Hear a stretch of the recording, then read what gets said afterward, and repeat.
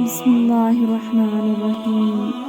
حضرت سیدنا مالک بن دینار رحمۃ اللہ علیہ فرماتے ہیں کہ میں اپنے ایک پڑوسی کے پاس گیا۔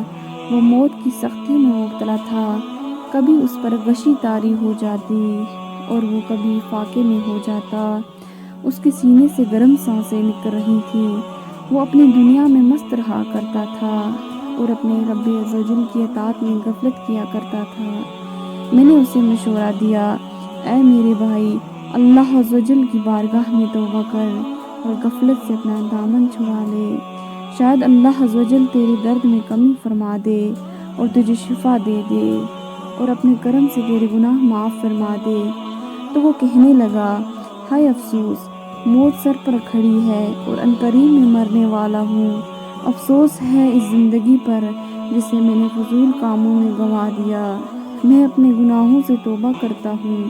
حضرت سیدنا مالک بن دینار رحمۃ اللہ فرماتے ہیں کہ اسی وقت میں نے اس کے گھر کے ایک کونے سے غیبی آواز سنی۔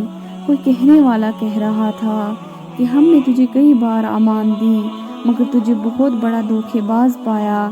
ہم برے خاتمے سے اللہ عزوجل کی پناہ چاہتے ہیں اور اس کی بارگاہ میں اپنے پچھلے گناہوں کی بخشش کا سوال کرتے ہیں۔ آمین۔